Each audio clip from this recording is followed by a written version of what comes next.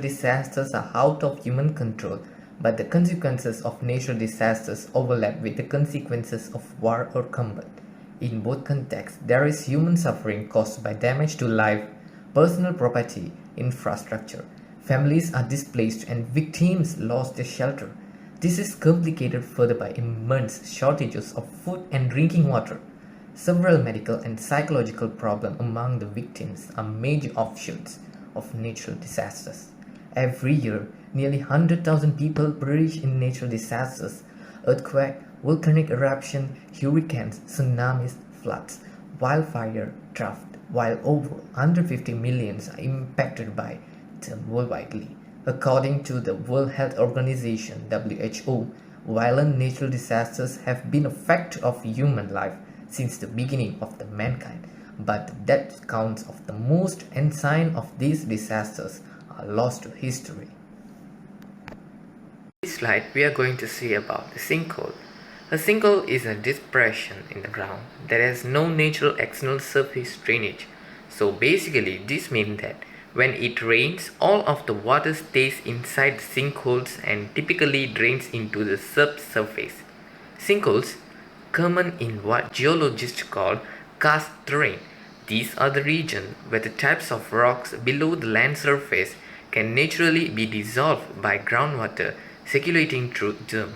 Soluble rock include saltbed, domes, gypsum and limestone, and other carbonate rock.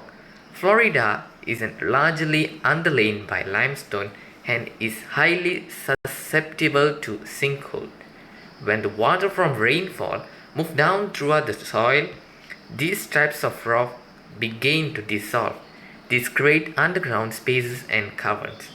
The effects of a sinkhole vary depending on where and how it was formed. Natural sinkholes can form on land, ocean as well. When they are formed on land, they can change the general topography of certain areas and divert streams of underground water. If they form suddenly in areas with a heavy population, they can cause huge damage to human life and property. Some holes are formed due to the leak in underground storm drain and sewer system. When they collapse, the damage can be seen for many miles due to the repair that become necessary. Is the result of In this slide, I am going to explain about ice storm.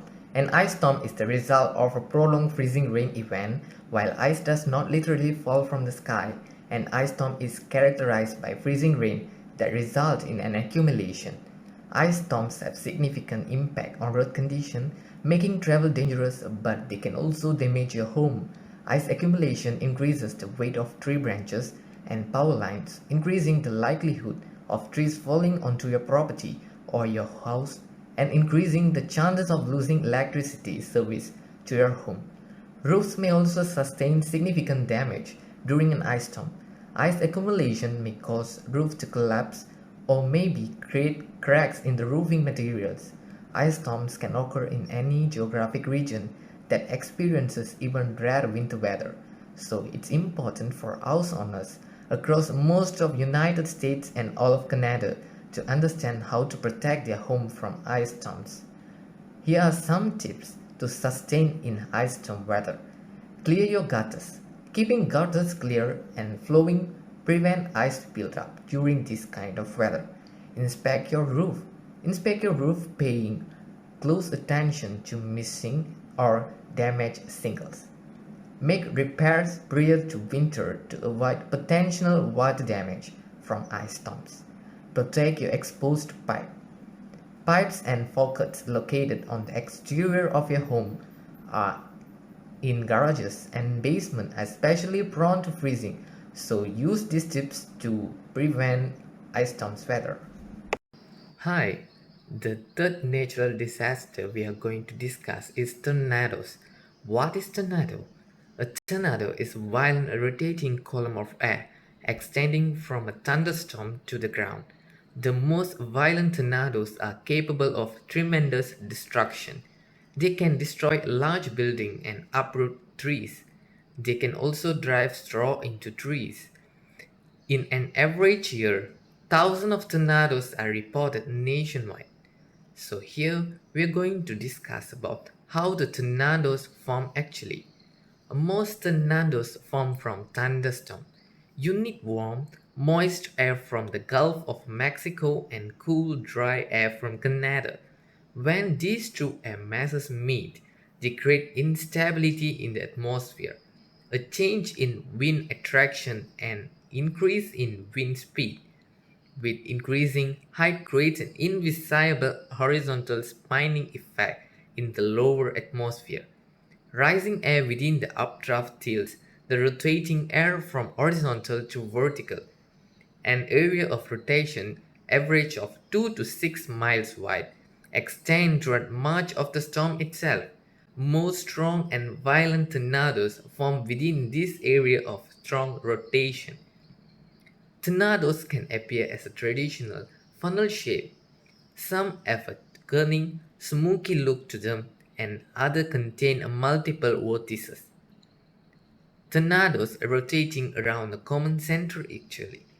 Even others may be nearly invisible, with only swirling dust or debris at ground levels as the only indication of the tornado's presence. Hi, hello, and welcome all. I'm KATHIRESAN Ganesan, metric number 279525. First of all, I would like to thank PAVITHRAN for a great start to this presentation and a warm greeting to the Honorable Miss Amira, our English Proficiency lecturer. Previously, you all identified some nature disasters from the PAVITHRAN's presentation, and now let's get acquainted again some few natural disasters which often happens in this world. The first disaster that we are going to see in this section is tsunami. Most of you commonly know these disasters naturally. In general, tsunami are the giant waves caused by the earthquake or volcanic eruption under the sea. Out in the depth of the ocean, tsunami waves do not dramatically increase in height, but as the waves travel inland, they build up to higher and higher heights as the depth of the ocean decreases. The speed of tsunami waves depends on the ocean depth rather than the distance from the source of the wave. Tsunami waves may travel as fast as jet planes over deep waters, only slowing down when reaching shallow waters. While tsunami are often referred to as tidal waves, this name is described by the oceanographer because tides have little to do with these giant waves. The most destructive tsunami is recorded in the Indian Ocean tsunami of 2004, a 9.1 magnitude earthquake occurred off the coast of Sumatra in Indonesia.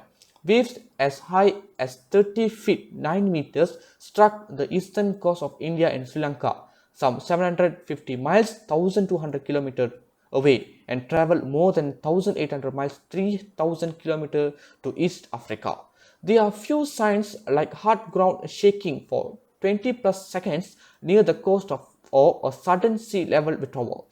The tsunami may be accompanied by loud booming noises and more. The effect of a tsunami on a coastline can range from the unnoticeable to devastating.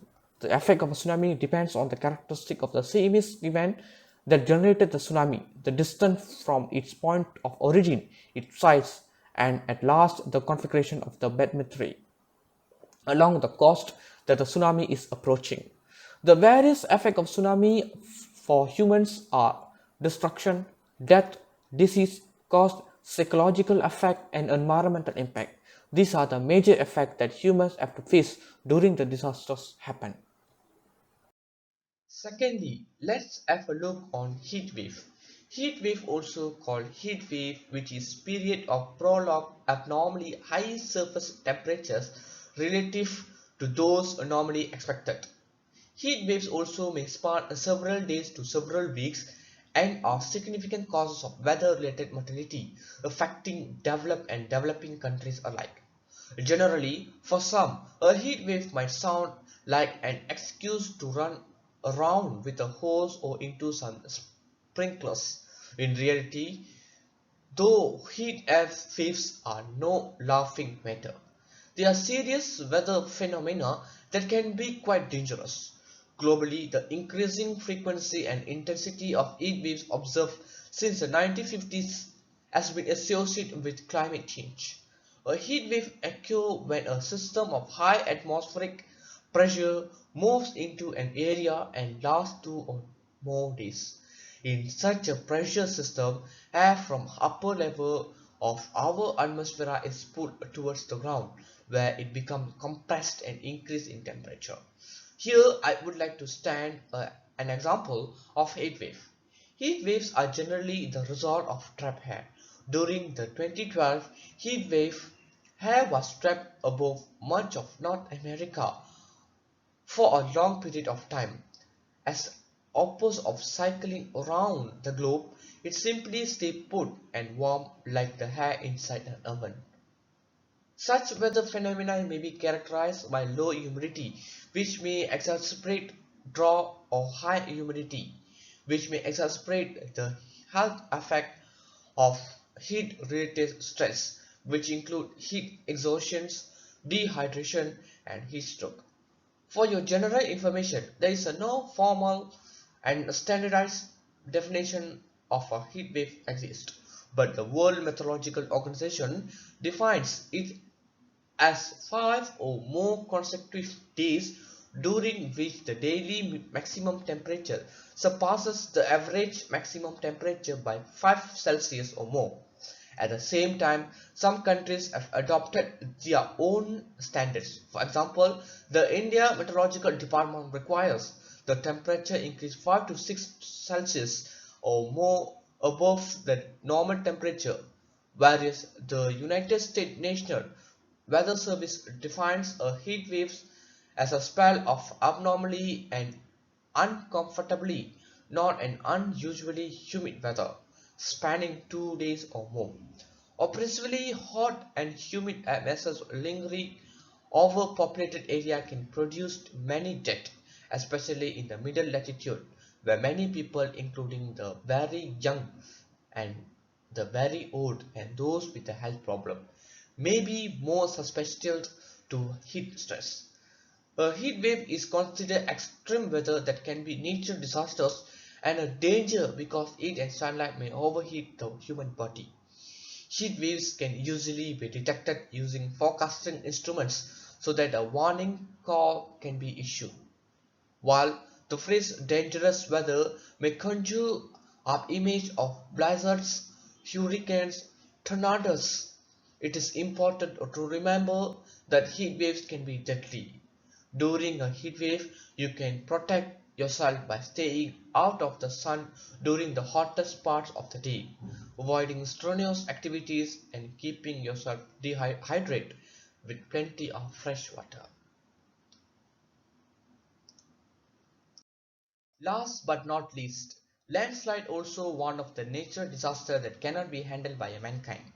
A landslide is defined as the movement of a mass rock, debris or earth down a slope. Landslides are a type of mass wasting which denotes any downslope movement of soil and rock under the direct influence of gravity. The term landslide encompasses 5 modes of slope movement: falls, toppers, slide, spreads, and flows. These are further subdivided by the type of geological material: bedrock, debris, or earth. Debris flows commonly refer to as mudflows or mudslides, and rock falls are the example of a common landslide types. Landslides can move slowly, millimeters per year, or can move quickly and disastrously, as is the case with debris flows. Debris flows can travel down a hillside at speed up to 200 miles per hour, more commonly 30 to 50 miles per hour, depending on the slope angle, water content, volume of debris, and type of earth and debris in the flows. Almost every landslide has multiple causes. Slope movement occur when forces acting downslope, mainly due to the gravity, exist the strength of the earth material that compose the slope. Causes include factors that increase the effect of downslope forces and factors that contribute to low or reduced strength. Landslides can be initiated in slopes already on the verge of movement by rainfall, snowmelt, changes in water level, stream erosion, changes in groundwater, earthquake, volcanic activities, disturbance by human activities, or any combination of these factors. Earthquake shaking and other factors can be also introduced landslides underwater. These landslides are called submarine landslides. Submarine landslides sometimes cause tsunami that damage coastal areas. Some cases, human activities can be a contributing factors in causing landslides. Many human-caused landslides can be avoided or mitigated. They are commonly a result of building roads and structures without adequate grading of slopes or poorly planned alterations of drainage patterns and disturbing old landslides.